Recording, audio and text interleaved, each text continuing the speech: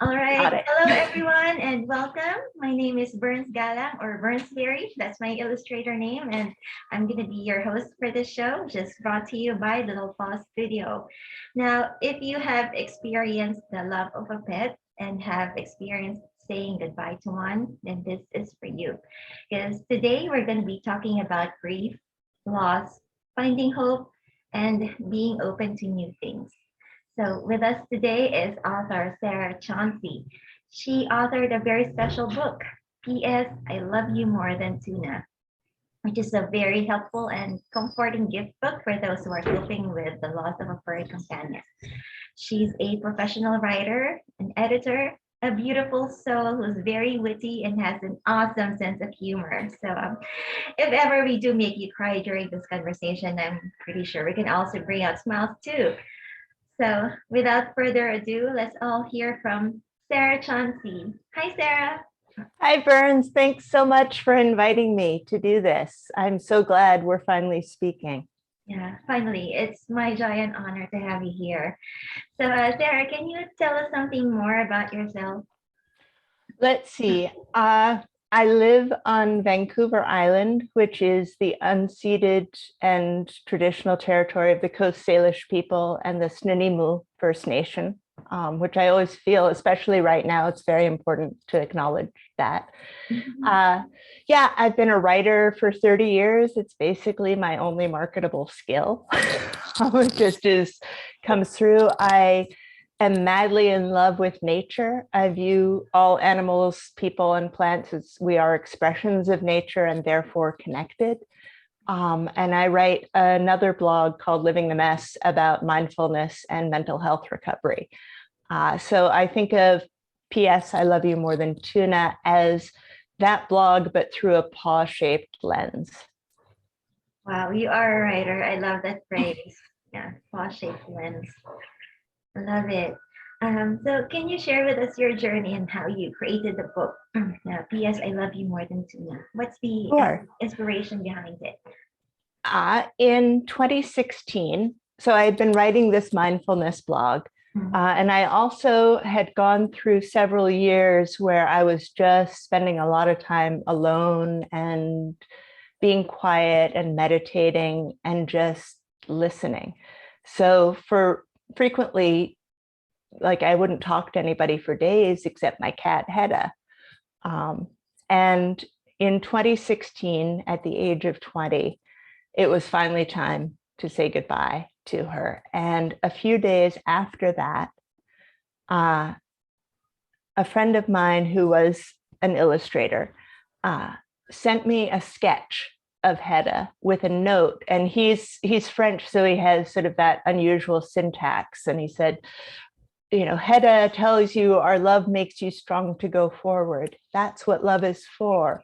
And I just started bawling. I was crying. And at the same time, I was so touched. And I immediately went, this has to be a book. There has to be. The vision I had was, and it was all sort of one flash, a book that would have very simple language. I was inspired by his drawings, which are generally sort of more, I don't know the right word, a little abstract, not realistic, and kind of simple lines. And I pictured it on like gift tables at the front of bookstores, and that people would give this to someone after they'd lost a pet. And so there are two parts of this. One is when I received the gift, the original drawing, I felt seen. You know, he was saying, I know that this being meant a lot to you, and I know that you're hurting, and I care, which is sort of the opposite of what a lot of people hear. You know, we've talked about the dismissiveness that people can hear, like, oh, just get another one. I was very, very lucky that I had people around me who fully supported me. But this was someone I didn't know all that well. I mean, he was married to a very good friend, but I didn't know him deeply. And he sent this, and I was just so touched. So I immediately just had this vision of a book that would be given. And it just sort of poured out of me over the next few days.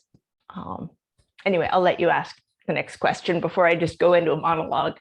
Oh, that's very touching. I get the feeling that he also had his own vision. He's probably also been used by the universe or God to connect with you in this way. And yeah, speaking of vision, it's like something. Is this something that you felt that you received or that came through you? It definitely felt like an assignment. Yeah. Wow, awesome. And I think we all get these. It's a matter of stopping our thoughts long enough to experience it. Right. I know. I can relate. I also have my own vision. And it's really like that. It just makes you stop. And then like everything just goes out of focus except for this one vision. And that's, I think, where the calling starts. Yeah. That's been my experience. Yeah. And yeah, can you tell us more about TUNA being a gift book? Yes. So there are two parts of this. When I have friends who are grieving a pet, I don't always know what to say. Well, especially before TUNA. Now I have a lot more practice, but it's awkward because that bond is so deeply between that animal and that person. So I may not have witnessed what that bond meant to that person. And so there are two sides. There is the side that when you're the one grieving, it really helps to have the experience I had with the original sketch, which is I see you, I see you're hurting. I know this being meant a lot to you and I care. That witnessing, I mean, ultimately as humans, I think isn't that what we all want, is to be seen and accepted as we are. I think that's a big challenge I see a lot of people having right now. And so this book was a way to fill that need in a very specific context. And then it also is helpful for the person who is giving it. One of the practices I've had for boosting my own well-being is a practice of giving something away every day. And it doesn't have to be material because, nobody who has that much material stuff, but it could be patience or kindness. Could be letting someone park in a spot or go ahead of me in line. And that came, I want to credit the book. It was called 29 Gifts, How a Month of Giving Can Change Your Life by Cami Walker, CAMI. And I read that, I think, in 2011. And so I'd been practicing this for a long time. And that, I'm not naturally a generous person. I'm pretty insular and I'm introverted and I like being alone and I like being in my head. And so this practice got me out of my head. And especially when I was in a lot of pain, whether it was grief or simply not knowing how I was going to pay my rent, all that pain, just getting out of my head was like this really joyous, expansive experience. And I wanted other people to have that experience too. So I thought, oh, that all kind of fits together here. I mean, I guess I did think it through that clearly in 2016, but I hadn't articulated it like that since. Well, we get to refine and define as we go. And yeah, it's wonderful how you can transform something that's usually quite as negative, like pain and loss, into something beautiful and meaningful. So, It's alchemy. And I don't take credit for that. I mean, I think what heals people came through Francis and came through me. And I don't know how to describe it other than that.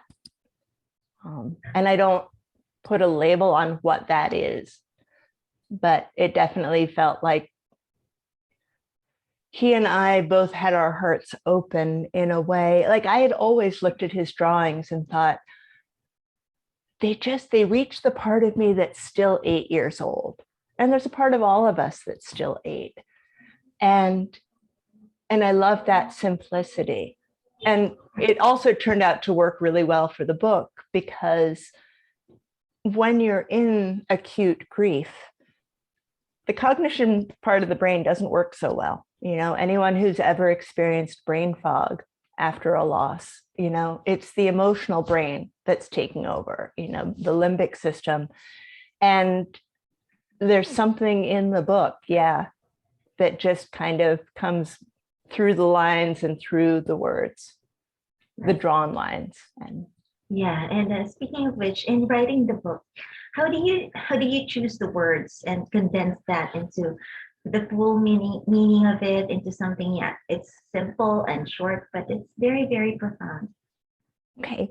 I wanted to go back to the title because that actually came from Francis. When he sent me the sketch, in the note he wrote that was from Hedda, he wrote, P.S. I love you more than tuna. And that just made me cry. And it made me go, that's a book title. It's like my editing ears went, ooh, book title. It wasn't. So the running joke among my friends is that my first book is a fraction of the email length of most of my emails. Like, I write long, and so even more to me, that's evidence that I was just so broken open in the days after Hedda's death. I didn't think she shouldn't have died. I didn't think there was anything wrong. It was simply that, this being I loved wasn't there. And she had witnessed me through a whole lot of years. I wrote an article about when I adopted her, I was a chain smoker who drank 4 liters of Diet Pepsi every day. It's like, and by the time she died, none of that was true. I was a completely different person. So, okay, back to the book. It's like I sat down and it just kind of poured out, which is what happens for me when I write. At least that's the good writing. If I'm sitting and thinking about things, if I'm overthinking it, it doesn't come out well. So I wrote about maybe 75 different one-line scenarios of what a cat goes through in a life. And then that was in December. And I sent it to a couple of friends who were like, yeah, this is cute, but they didn't really get it. Well, I think they did. But then about 6 months later, I was talked into fostering a feral cat with an Instagram following, which is such a 21st century sentence. This is a friend of mine, local to me, who has a huge following on Instagram because she fosters kittens.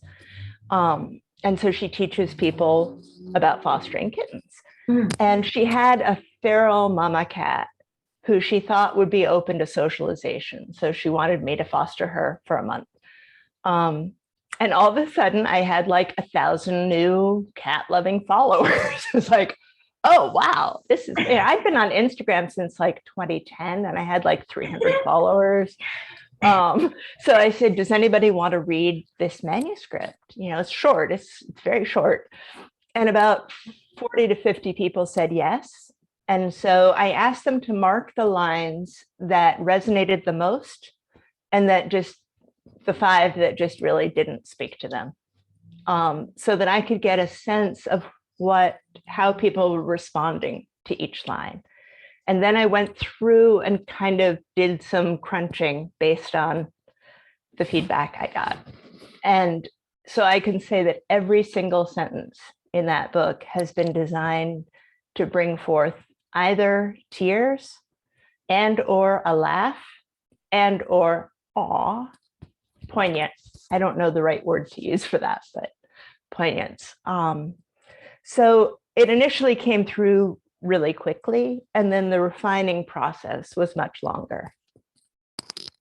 Awesome. Sounds like a lot of work, but that's the brilliance of it. That's why I wanted to ask this question, because writing long is one thing, because that's just really expressing everything you need to, but condensing all of that into really short and simple words, I think that's brilliant, because that's definitely a skill. I mean, there's simplicity in it. I mean, there's shallow simplicity, but I think simple is really something, it can really be something profound, and it's not that easy to I say agree.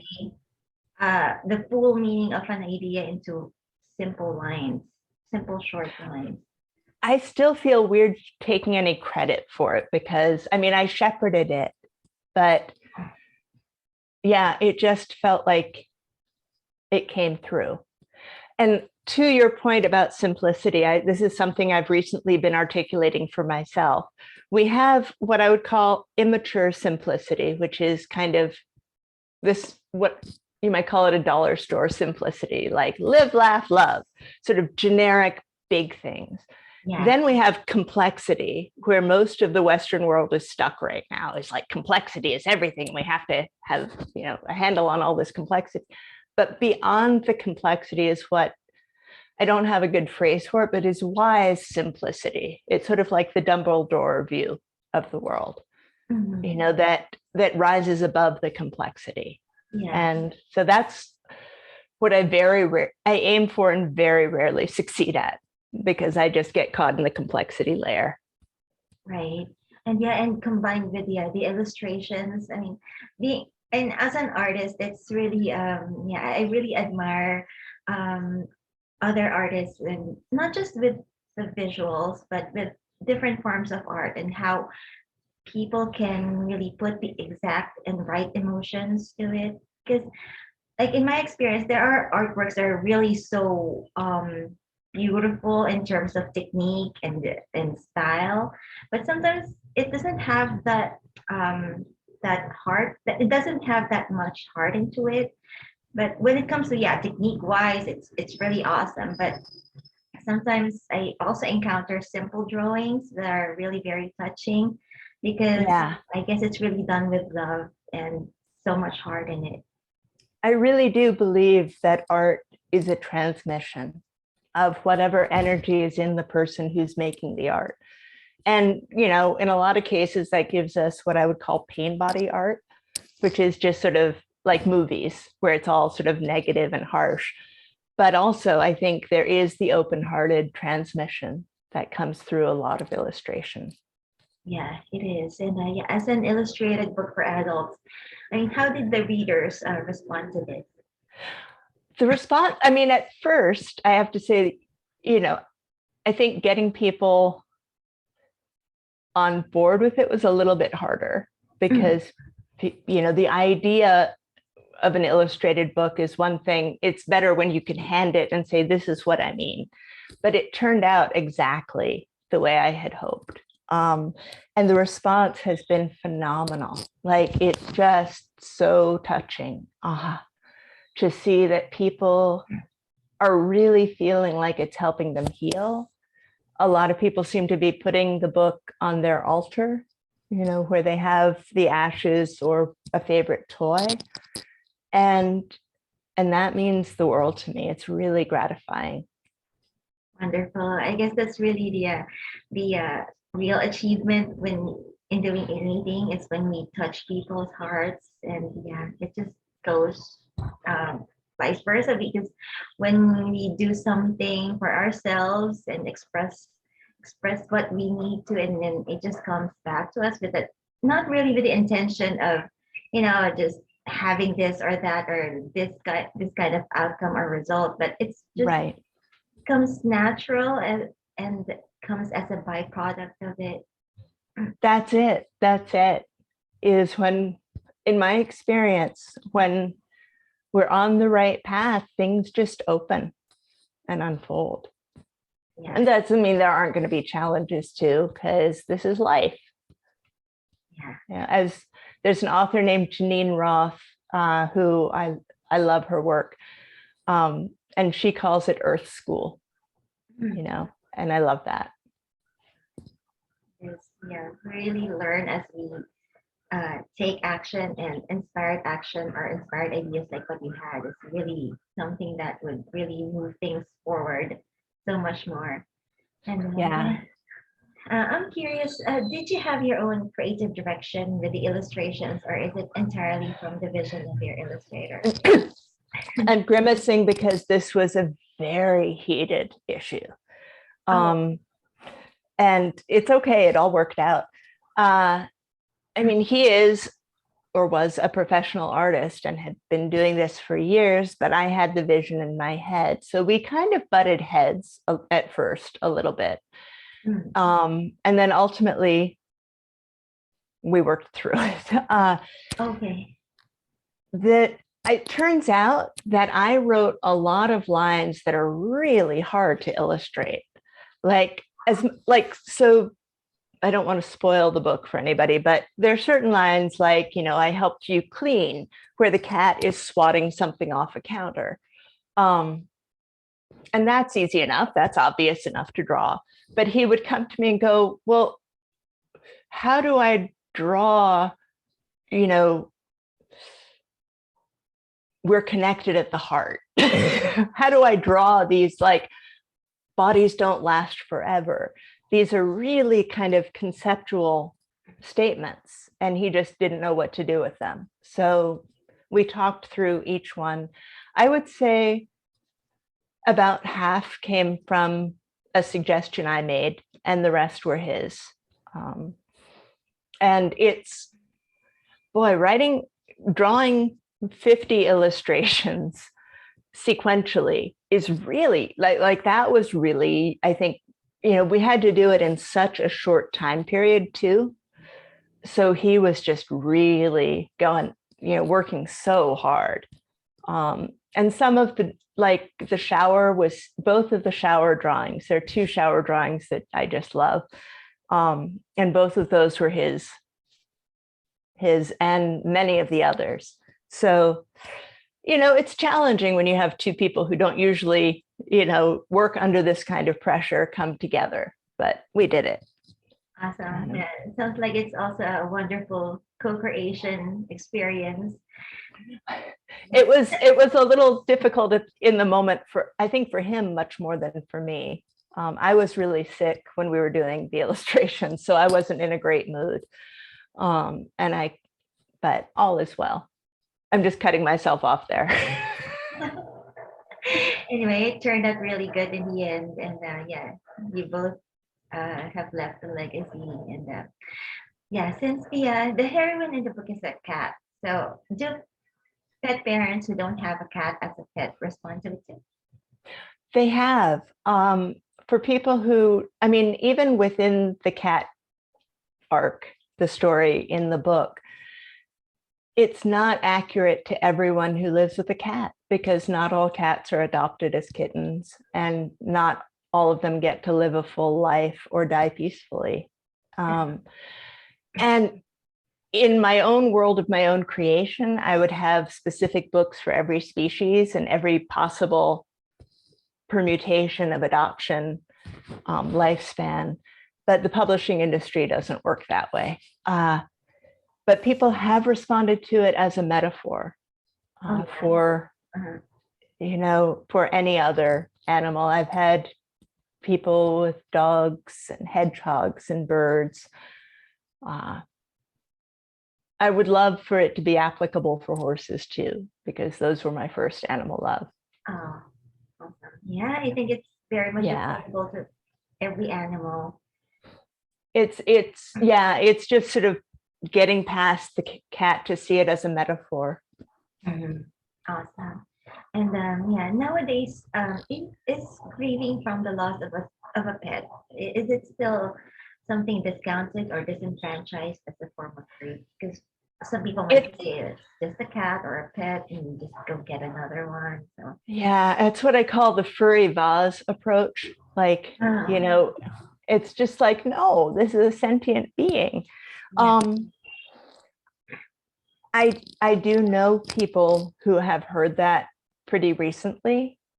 And it just annoys me so much. But I will say over the past, I started on this in 2016, so it's been just over 5 years. And I think, especially with the pandemic, with people adopting pets more and spending so much time with them, that more people are understanding of that bond.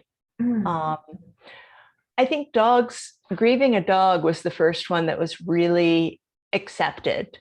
And I think that in general, people can understand what a big loss that is, in part because dogs have been bred to express themselves like humans. Right. So they pull the commissure back when they're happy, this part of their mouth, and we can read their expressions. Whereas cats have different facial muscles. So they don't, my sister this morning, I sent her a photo and she said, I can't read her expression. I said, well, when the whiskers are forward, she's happy. She said, Oh. But she looks mad. It's like, yeah, because as humans, if we were to do that with our mouths, we'd be going, but that's what cats do. Sorry, remind me where I was going. I just went off on my little. Yeah, because sometimes it's hard for pet owners to cope with that because it's not that easy when it comes to encountering other people who don't believe or don't Yeah. feel the same way. And I always recommend that do what you would do on social media and mute them in real life.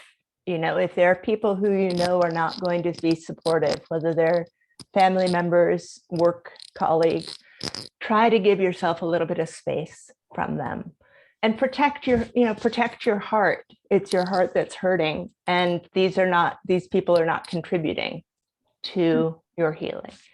And that's, they're on their own journey, but all we can do is protect ourselves and care for ourselves. Yeah, we get to accept and choose. Yeah, I do think the bond is valued kind of societally more than it was 5 years ago. So that's,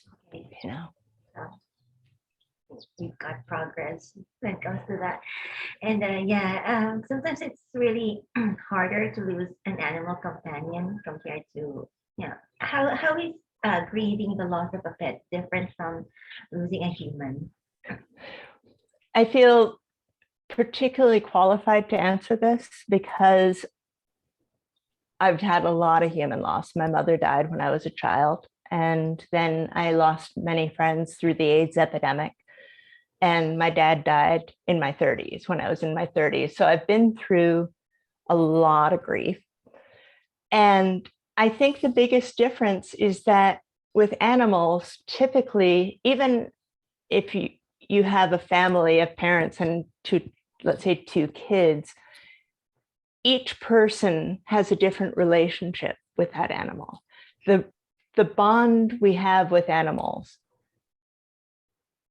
is unique and it's deeply personal because we don't share language. And I often think, people say it's amazing that we can bond with animals even though we don't have the same language. I think that's why we can bond with them, so deeply. Because just as we were talking about different levels of simplicity, there are different levels of, now I lost the word, it's raining in front of me and I got really distracted. Sorry. I lost my place. I'm sorry. All right. The nonverbal bond. That's what I was saying. That, we can't talk about that bond endlessly, but when they're gone, animals provide that witnessing for us. Like with Hedda, I adopted her when I was 29, and I guess she died when I was 49, 50. Yeah. And, I was a completely different person by the time she died. And I had gone through multiple relationships. We had lived in many different places on 2 different coasts. Just all these aspects of my life that, friends and family might have heard about. She was there with it. And I was witnessing her and she was witnessing me. So it's at least for me, it felt much more deeply my loss. Whereas when my mother died, for example, well, we didn't deal with it very well as a family, but all of us, the family goes through that. During, oh, Ariel's back. You can probably hear her, see her tail. Hopefully she won't rip the microphone out. I had a place and then I had lost it. Oh, it's very deeply personal. And that's, I think, what makes it harder. During the AIDS epidemic, there were a number of us who, were support workers, friends, lovers, volunteers, and we could support each other in that, being in that experience. But losing an animal, I'm really off the screen, just below the screen. I am desperately trying to keep Ariel away from the mic cord. It's okay. That's just appropriate because we're talking about Yeah. anyway. Yes, about this special bond. Yeah, that's a response right there. Yeah, there you go. Yes. Yeah. Yeah. So yeah, and speaking of which, there are many ways to cope. And yeah, what would you advise on how pet parents can deal with the grief and just let the emotions out in a healthy way? I'm a big fan of saying this. There is no wrong way to grieve. Mhm. Ignoring the grief is not grieving. So I would say ignoring the grief is probably the biggest hindrance to kind of feeling better over time, running away from it. But, some people need to cry. Some people don't cry.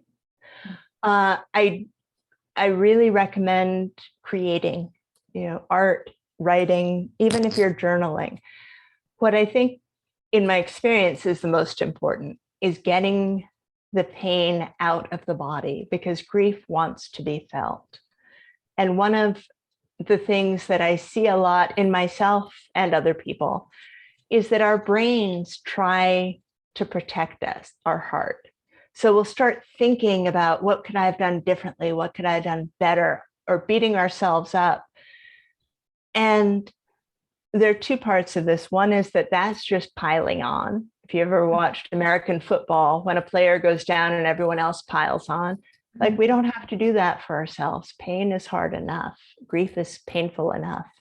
Yeah. And then I forgot what the other part was because Ariel just made a dive for the microphone.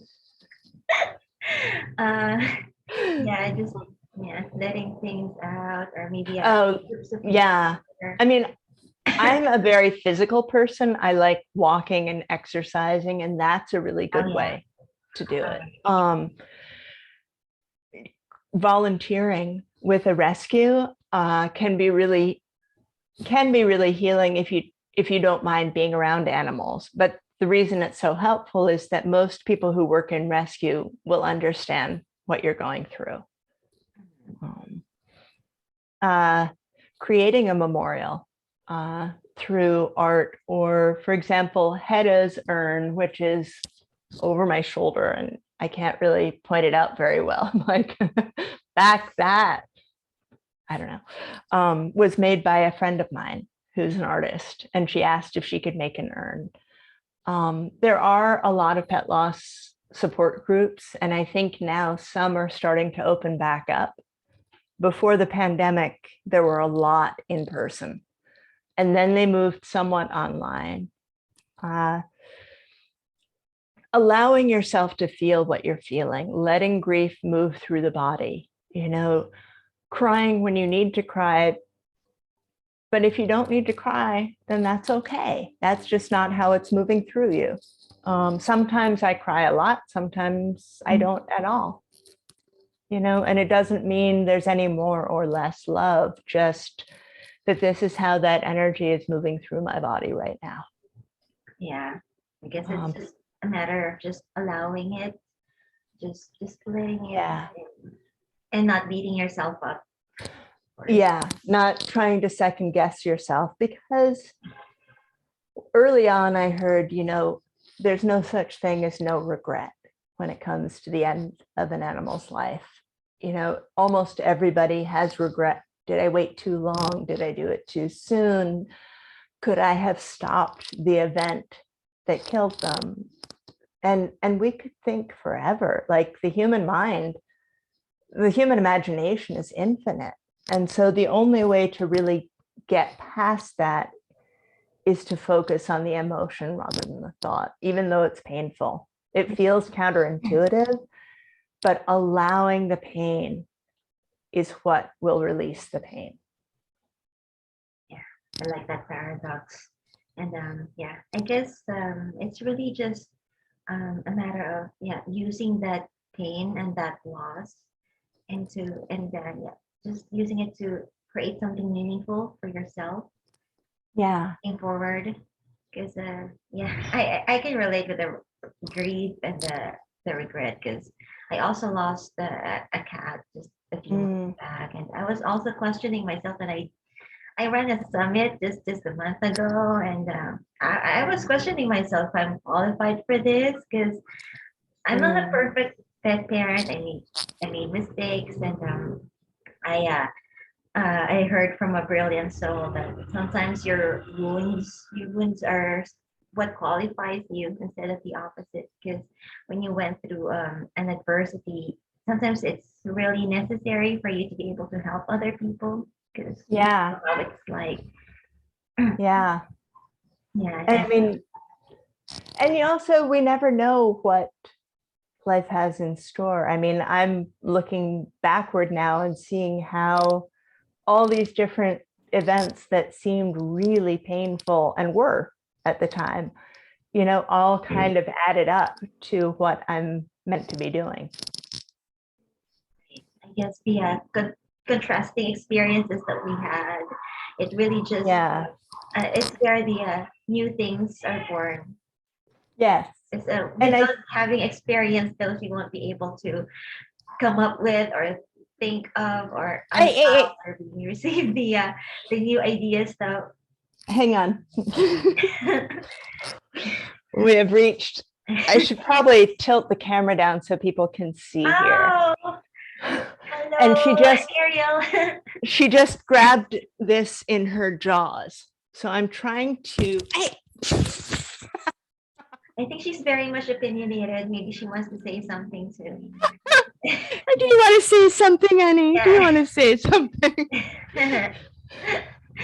So I thought maybe I should give a little plug for TUNA Tributes, which is our Facebook group, because that's a place where people can bring photos and stories of animals they're grieving.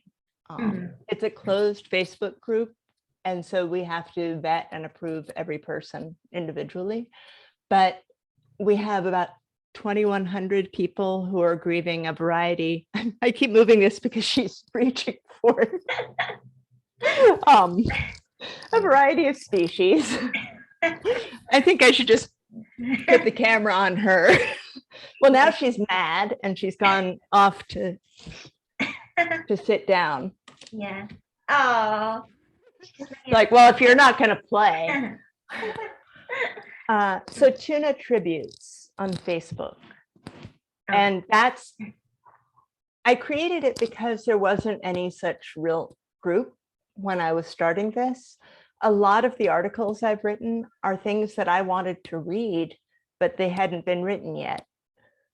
So I spent several years writing articles about self-care and about, you know, preparing and saying goodbye and using anticipatory grief, that time when you know it's coming, to start the healing process. And all of that was because I didn't see anything out there on it. So anyway, yeah. Yeah, that's remarkable because I like the synergy there. And it's like while you're helping yourself, now you get to help other people too. Yeah. Yeah, wonderful. And I think that's also a good transition because I also want to know more about anticipatory grief. Oh, yeah. What are your thoughts on this? Well, I think one of the worst moments, the hardest moments for anyone who loves an animal is hearing the words, "It's time to prepare yourself." Like, just saying that phrase gives me goosebumps because I heard it so many times. And I want to acknowledge how painful that statement is. And at the same time, offer that when we know. So one of the best pieces of advice anyone gave me was, she worked at my vet's office, and she said, take time to let your emotions catch up to your decision. I had gone through a whole thing about how Hedda's life wasn't mine to end, and I think a lot of us go through that. But then there came a point where it was clear that she couldn't function, and she wasn't, like, as long as she had seemed to want to be alive, I was happy to keep her alive. But the minute I felt like she didn't want to be alive anymore, that it was too much, was when I began kind of letting my emotions catch up to my decision. And it's this window, and it can be a few days. It can also be a few years if you have a cat with or an animal with a chronic condition, where you can start thanking them and sort of wrap your head around the idea of what it's going to be. And yet in that moment, the animal is still with you. You can put your hand on their fur and just focus on the fur, or take time and thank them for what they've brought into your life. Reminisce. I often recommend creating an end of life ritual. And this is sort of a longer version of that. As humans, we value what's scarce. Yeah, it's just part of our psychological makeup. It's like, and with animals, what's scarce is time. Their lifespans, most animals right now live shorter lifespans than most humans, but we can go deep. And so with anticipatory grief, the time has been cut really short, but the opportunity to go really deep is still there. And to just say everything you've needed to say.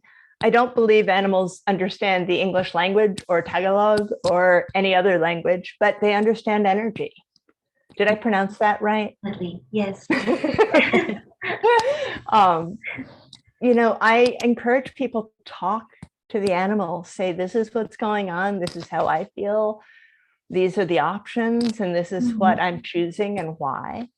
And if nothing else, it will calm you down, which will help calm the animal. But so often we feel like we've left things unsaid with humans, or, with dogs, there's now a fairly strong ritual of like the best last day. And with cats, it's not quite like that, but you can still do something like that. If you have a window of time, for example, Hedda had kidney disease for years. So she had to eat a low protein diet, but she loved tuna. And so when I knew that it was going to be sometime in the next week, I just gave her all the tuna, because you don't have to think about it then, just shower them with love, and do whatever you need to do.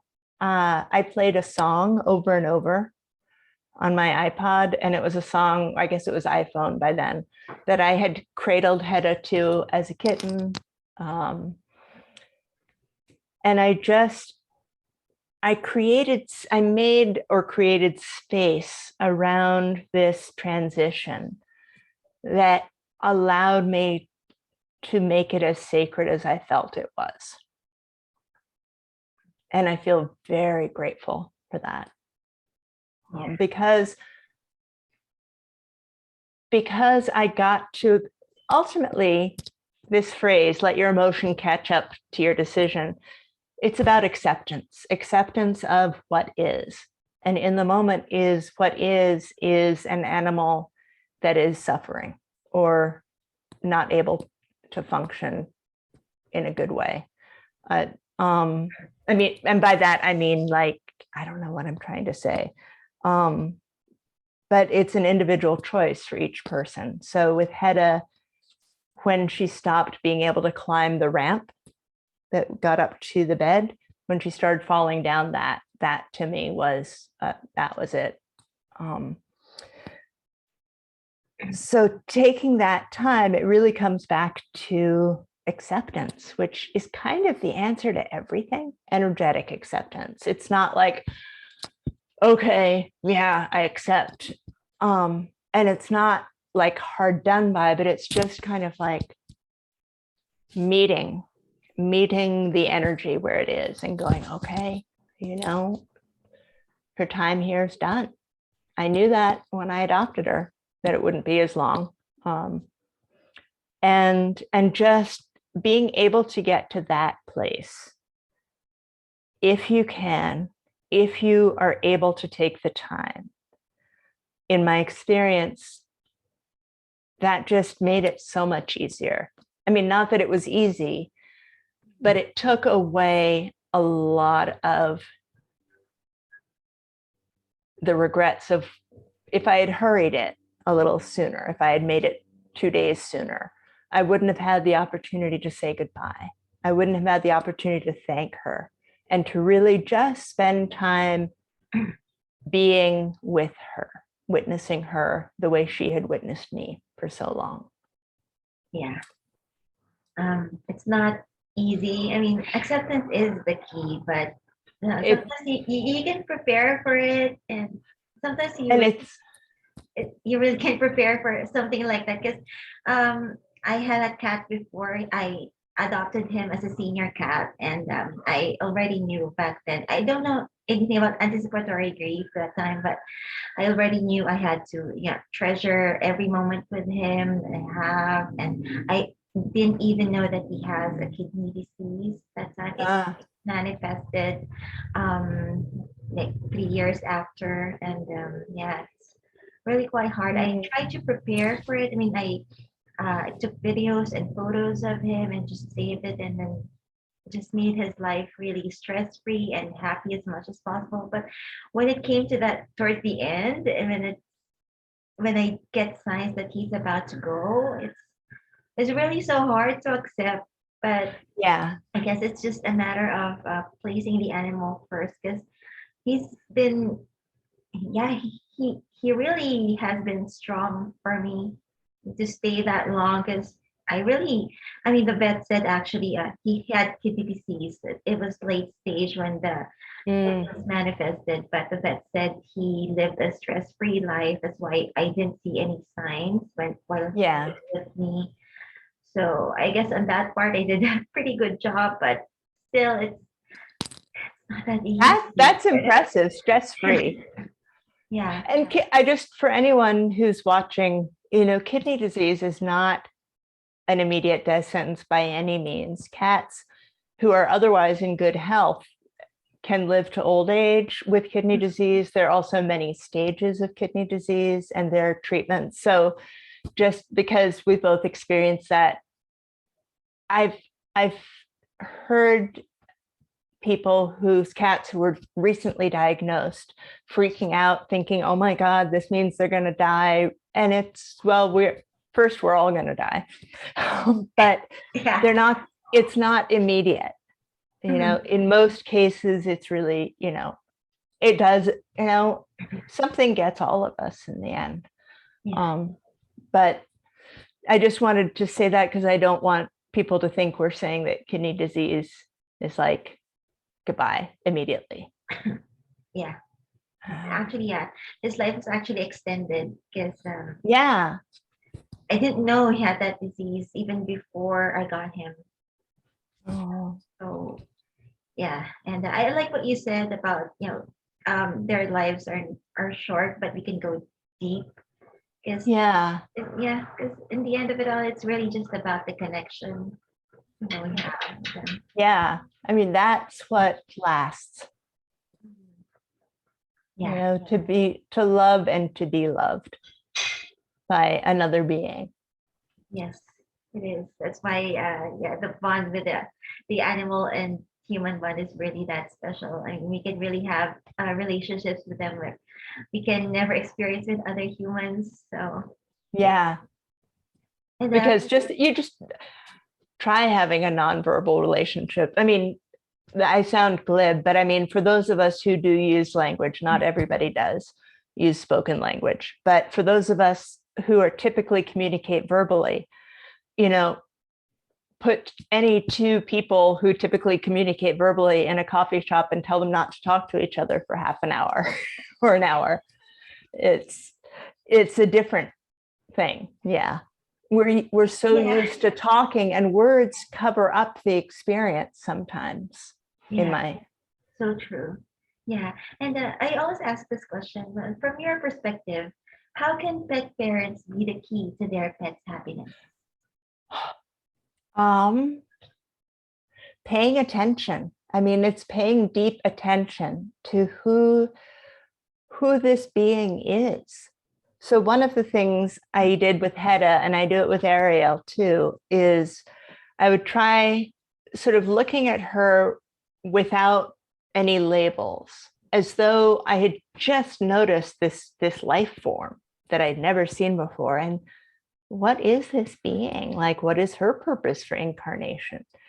And with Ariel, she's a hunter, so she likes climbing. So I have trees everywhere, and that still doesn't stop her. She climbs me because I'm like a mobile tree, I guess. So, finding the food that they really love. Hedda loved tuna. Ariel hates it. Ariel's very finicky.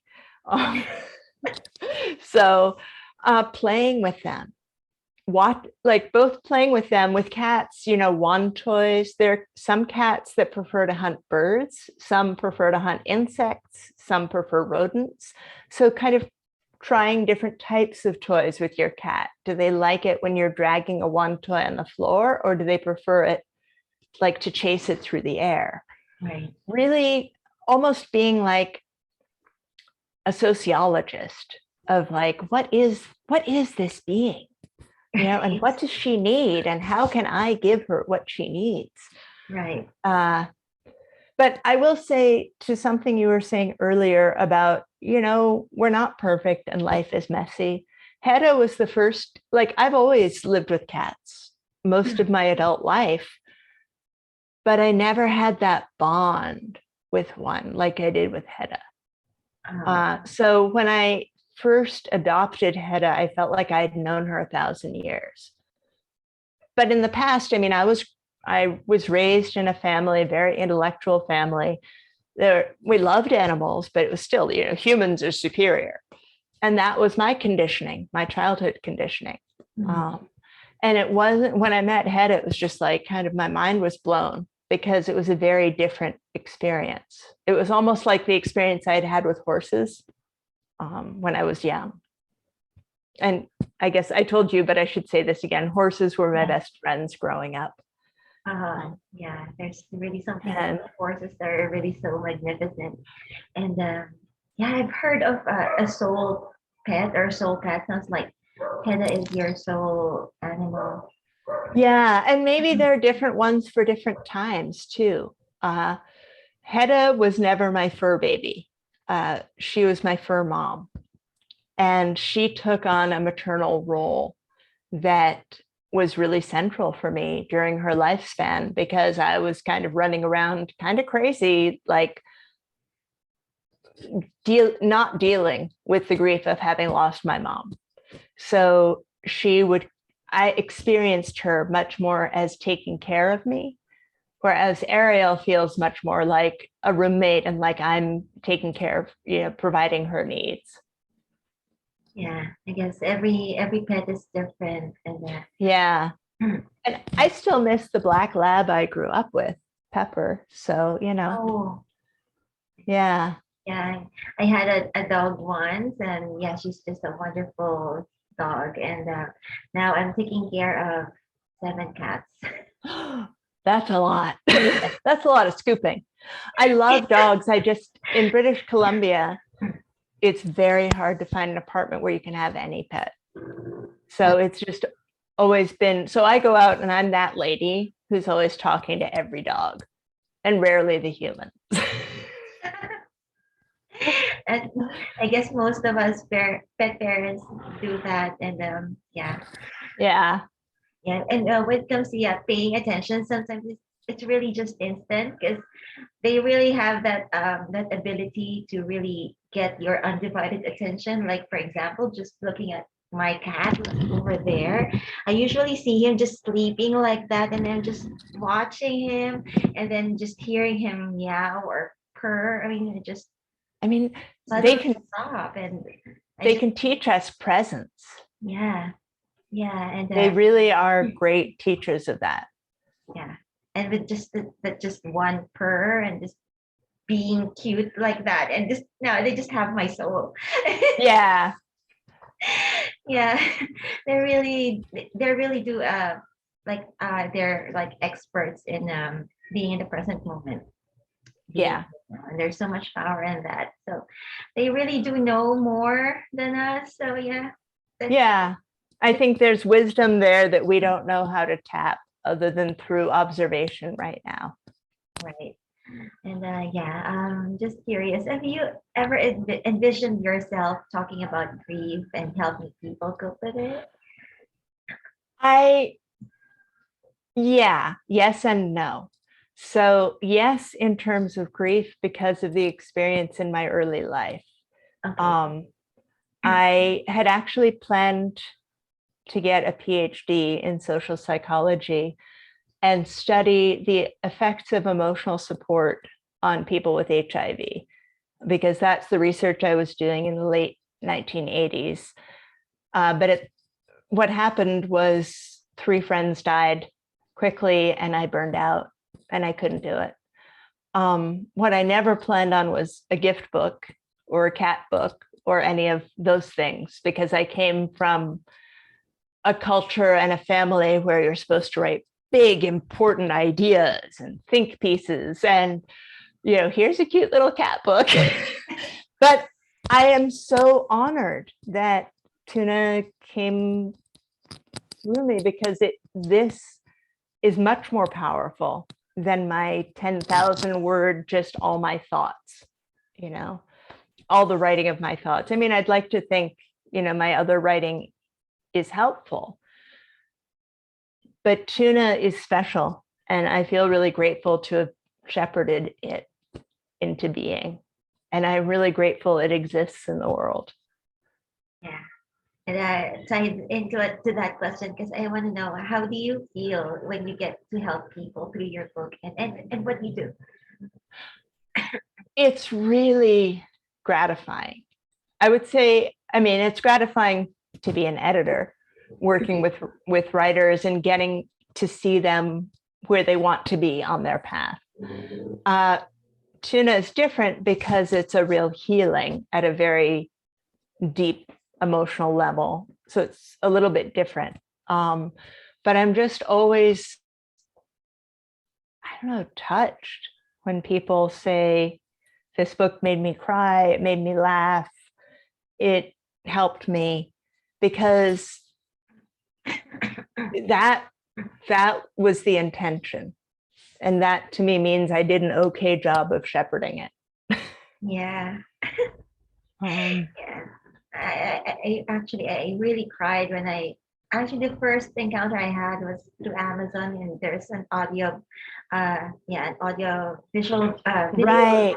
with your voiceover and Francis, and oh my God, even with the just first 2 lines, I was just tears puddle, and I just really cried so hard because I was also grieving at that time, and I have a confession to make. I actually wanted to reach out to you because I think you owe me a lot of tissue. Because One of my this cries too. One of my initial ideas when I was writing the proposal, because in publishing, sometimes you write a proposal for a book, which I did for this one, was to co-brand with Kleenex, so that everyone who bought a book would get like a little package of Kleenex with a cat illustration on it. But it turned out to be too complicated, and it was the first year of the pandemic. And oh my God, that's funny. That was part of the vision. It's funny that you said that, because I was joking about the same thing. And watch out, I just might send you 20 boxes of Kleenex. I need that. Do you have any final thoughts, or is there something else that you'd like to leave our audience that you think is important or we may not have covered? I'm just looking at my notes, which Ariel is conveniently Yeah. sleeping on them. So I'm going to say, I think we covered everything. Mm. There's no wrong way to grieve. Mm. Allow grief to move through the body, because feeling grief is the only way to move through it. And we can't make their lives any longer than they're going to be, but we can go deeper. And that can make a difference. And let your emotions catch up at the end. And to clarify that, there's very rarely not rarely, but in a lot of cases, if the animal isn't in acute pain, you can talk to the vet about pain control and wait a couple of days. That's what I mean by take your time. If you have that window, take advantage of it. Awesome. That's wonderful. And yeah, I also want to implement that myself. And yeah, for our viewers who would like to know more about your book and about what you do, can you tell us where they can find you, or are there any resources that you can recommend as well? Yes.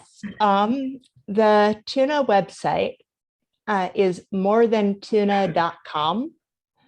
And under the media tab is a list of every article I've written, every interview I've done, tons of stuff on pet loss. You can also order the book through there. Mm-hmm. I also write a blog called Living the Mess, which is just livingthemess.com.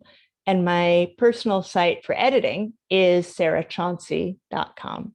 Mm-hmm.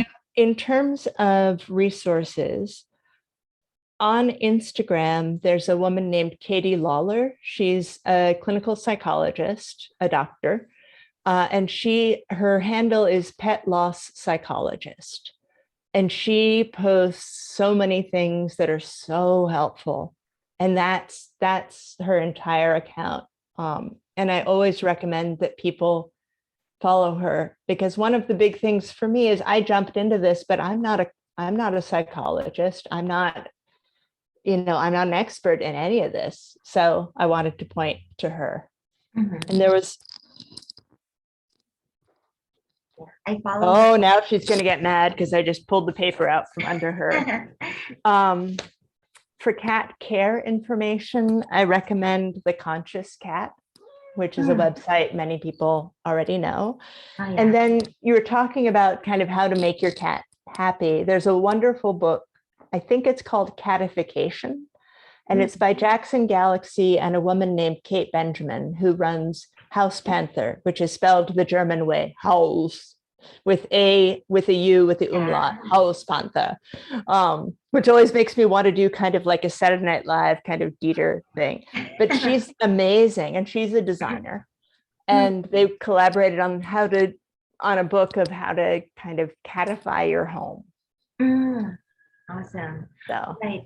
So to our viewers, I'll be posting the links in our emails, and if you're watching this in YouTube, I'll also be posting. Cover. Of course.